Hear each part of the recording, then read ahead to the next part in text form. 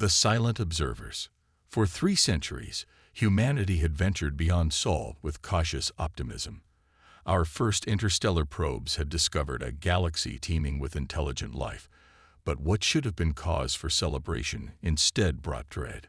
The stars were not peaceful, they were battlegrounds. Ambassador Chen stood at the observation deck of Earth's diplomatic vessel, the USS Olive Branch, watching as the massive Galactic Council station loomed ahead. 50 kilometers of gleaming metal and crystalline structures, home to representatives from over 10,000 spacefaring civilizations.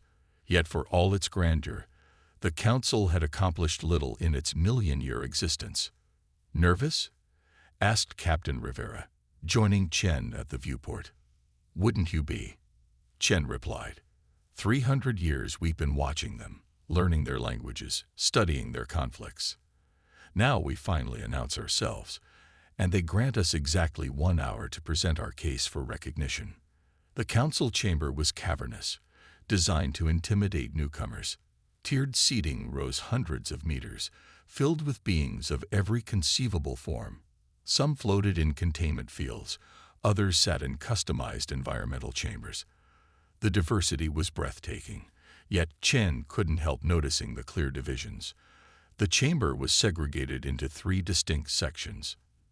The hegemony occupied the left side, militant, expansionist species that believed in rule through superior strength. The collective filled the right, technological purists who sought to transcend biology through science. Between them sat the neutral concord, smaller civilizations trying desperately to avoid being consumed by either side. Humanity, intoned the Grand Arbiter, a being whose species had evolved beyond physical form, existing as a swirling pattern of light. You claim readiness to join galactic society. Present your case. Chen stepped forward. For months, Earth's finest diplomats had crafted this speech, a perfect balance of humility and confidence that would secure humanity's place among the stars. Distinguished representatives of the Council, Chen began. Earth extends its hand in. Apologies for the interruption, came a dismissive voice from the hegemony section. But our preliminary assessment indicates the humans possess only rudimentary fusion technology, have colonized merely 8 systems, and maintain a military force of fewer than 10,000 vessels. A holographic display materialized, showing detailed scans of Earth's defenses. I moved to classify them as a Tier 7 developing civilization, continued the speaker, a reptilian being with iridescent scales. Not worthy of council membership, perhaps in another millennium. Murmurs of agreement rippled through the chamber. Chen stood frozen as years of careful planning collapsed. Seconded, chirped a representative from the collective side. Their biological advancement is particularly disappointing. Still using original genetic sequences. No neural augmentation networks. Barely worthy of observation, let alone membership. The Grand Arbiter's light pattern pulsed. The motion to classify humanity as Tier 7 has been proposed and seconded. Are there any objections? Silence fell across the chamber. Chen looked desperately toward the neutral Concord section, where Earth had hoped to find allies. Not a single representative met her gaze. Then it is decided, the Arbiter declared. Humanity is classified Tier 7. You are permitted to maintain your current territorial boundaries and develop without interference, provided you do not enter systems claimed by established members. This audience is concluded. Just like that, after barely 5 minutes, humanity had been dismissed. Chen felt Captain Rivera's hand on her shoulder. "Let's go," he whispered. "We've learned what we needed to." Back aboard the Olive Branch, Chen stared at the council station, growing smaller in the distance. "They didn't even bother scanning below the surface," she said quietly, "just like we predicted." Arrogance born of age, Rivera nodded. Exactly what intelligence was counting on. Transmitting the confirmation code now. 10 light years away, aboard the classified research facility, Prometheus Station. Director Kaijong received the encrypted message. He'd been awake for 72 hours, surviving on synthetic caffeine and determination. They bought it. he announced to the assembled team of Earth's most brilliant minds. Operation Ghost Shield worked perfectly. They saw exactly what we wanted them to see. For a century, humanity had maintained a facade, deliberately showcasing outdated technology, limiting visible expansion, projecting weakness, all while the real work happened in stealth-shielded systems, hidden beneath dimensional scramblers that bent light and sensor readings around them. The Council has labeled us Tier 7, Zhang continued, harmless primitives, which means we can proceed with Phase 2. Dr. Okonkwo, are the quantum spear platforms ready? Dr. Nkiru Okonkwo, quantum physicist and architect of humanity's greatest defensive weapon, nodded solemnly. All 300 platforms are in position, cloaked in null space, each one capable of generating a localized space-time discontinuity that can neutralize a fleet without destroying it. Non-lethal, but absolutely decisive. Zhang addressed the room. For 2 centuries, we've observed the 3 factions of the Council fighting their endless wars. The hegemony and collective have destroyed thousands of civilizations caught between them. The neutral concord sacrifices its members one by one, hoping to be the last devoured. He activated a holographic display showing the galaxy, with conflict zones highlighted in red. Nearly 60% of the spiral arms glowed with the color of war.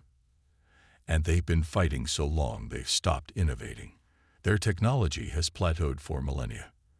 They're locked in stalemate, using the same strategies, the same weapons, fighting over the same resources.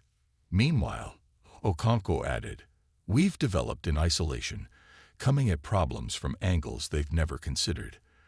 The quantum spear technology alone leapfrogs their defensive systems by several generations.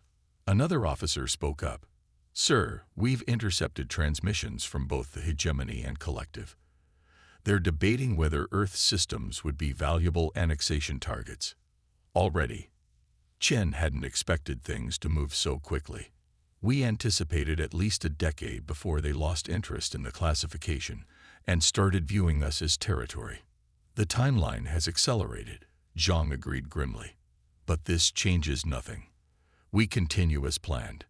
Maintain the facade while completing our defensive preparations. 6 months later, the facade crumbled.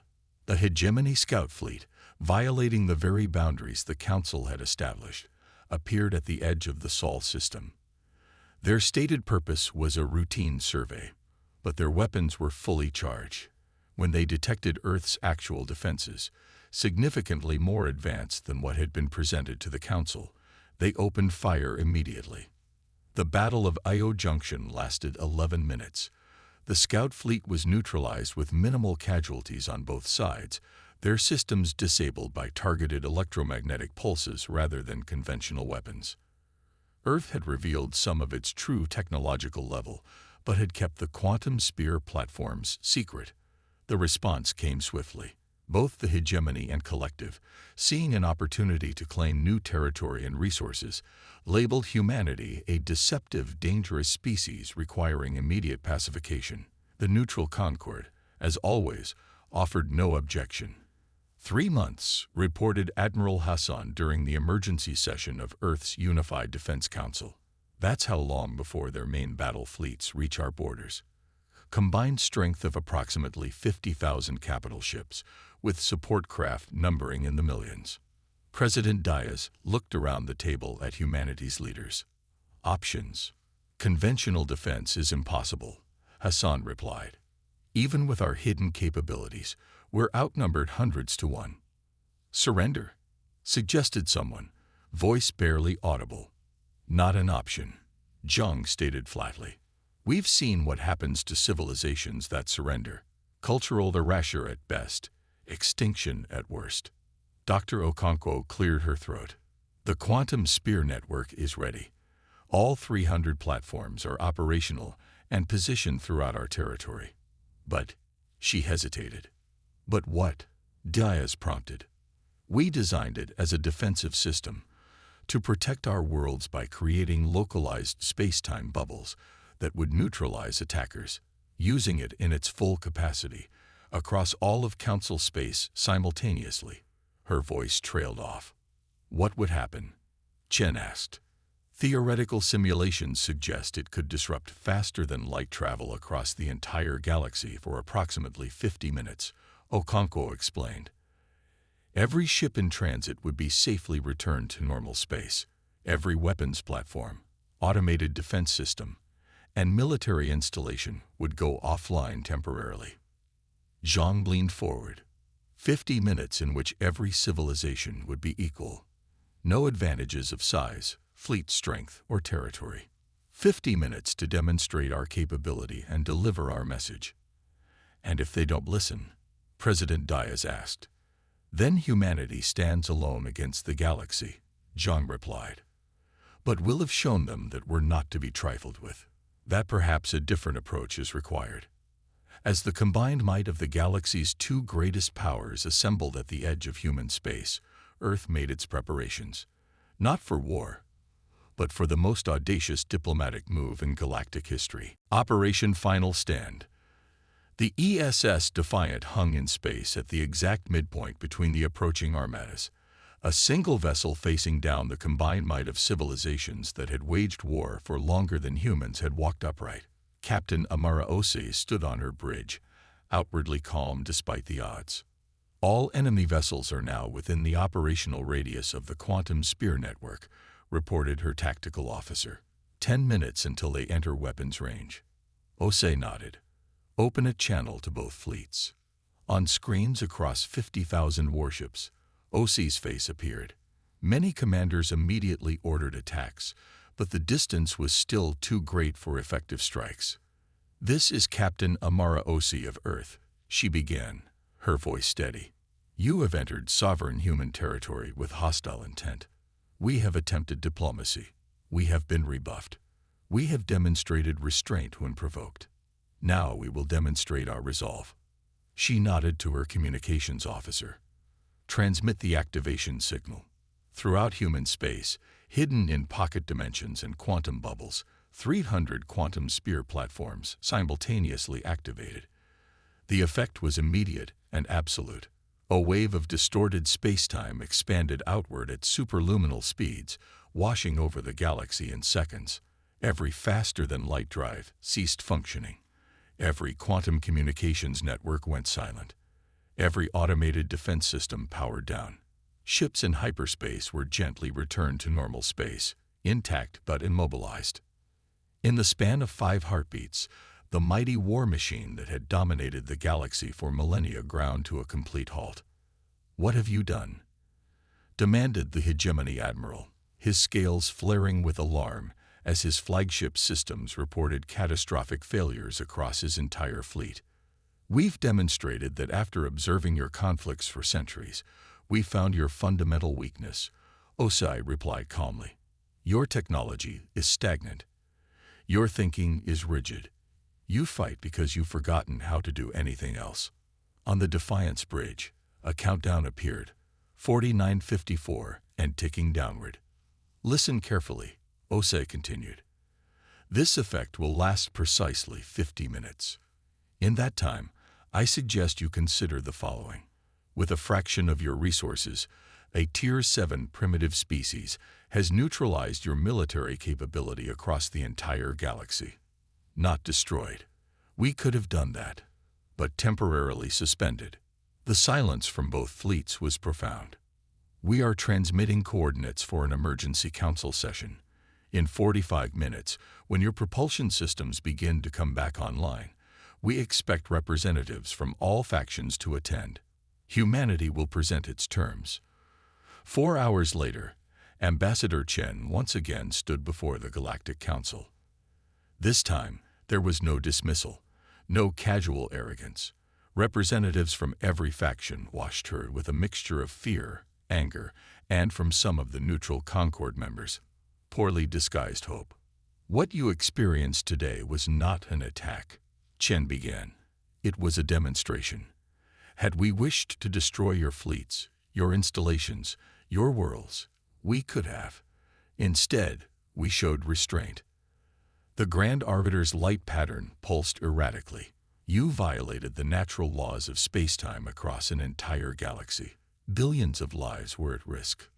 No lives were at risk, Chen countered. Our system is designed to protect life while neutralizing offensive capability. Unlike your wars, which have extinguished entire species over philosophical disagreements so ancient that even you have forgotten their origins. Murmurs spread through the chamber. For many of the younger council members, this was true. The reasons for the conflicts have been lost to history, replaced by institutional hatred. Here are humanity's terms, Chen continued. First, Earth and all human colonies will be reclassified as a sovereign power equal to the hegemony and collective. Second, a demilitarized zone will be established around human space, extending 50 light-years in all directions. Third, the neutral Concord will be granted similar protections. Impossible, bellowed the hegemony representative. You cannot dictate terms to civilizations thousands of times older than your own. Chen smiled. We just did. And consider this. The quantum sphere network remains active. We can trigger it again at any moment. And next time, perhaps it will last longer than 50 minutes. You're bluffing, accused the collective representative. Such technology would require energy expenditure beyond what your civilization could possibly generate. In response, Chen simply activated a small device on her wrist. Throughout council space, the lights flickered momentarily as a low-power pulse from the quantum sphere network created a 2-second disruption, just enough to make the point. We've studied your conflicts for centuries, Chen said into the stunned silence that followed. We've learned from your mistakes. While you fought each other to exhaustion, we developed in ways you never imagined. Not because humans are inherently superior, but because we had the advantage of fresh perspective. She paused, letting her next words carry weight. The era of endless war is over. Earth does not seek dominion, conquest, or control. We seek stability. We seek peace, and we have proven we have the means to enforce it. The debate raged for days. Threats were made. Alternative explanations for the quantum sphere's effects were proposed and dismissed. Intelligence agencies from both major powers attempted, and failed, to penetrate Earth's security to discover the technology's secrets. In the end, faced with the undeniable reality of humanity's capability, the Council accepted the terms, not graciously, not willingly, but with the pragmatism that comes from recognizing an unwinnable situation. 1 year later, the galaxy experienced something it hadn't known in 800,000 years. Peace. Uneasy, fragile, resented by many. But peace nonetheless.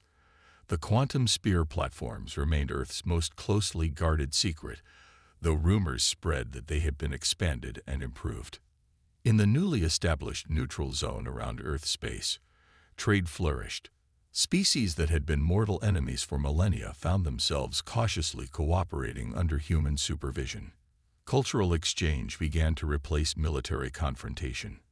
Director Zhang, now an old man watching from retirement, sat with Ambassador Chen on the observation deck of the newly constructed peace station. "Do you think it will last?"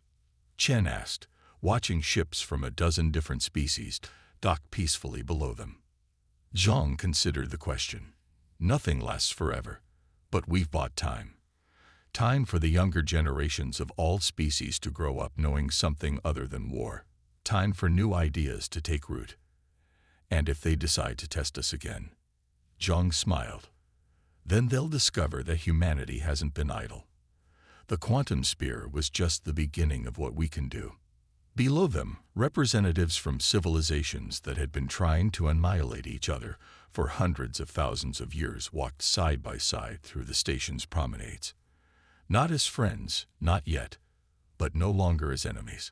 In the span of 50 minutes, humanity had accomplished what countless peace initiatives, philosophical movements, and diplomatic missions had failed to achieve in 800,000 years. Not through superior firepower or overwhelming force, but through innovation, perspective, and the willingness to think differently. The stars had trembled with war for nearly 1,000,000 years. Now they watched in silence as the galaxy's youngest civilization, taught its elders how to live in peace.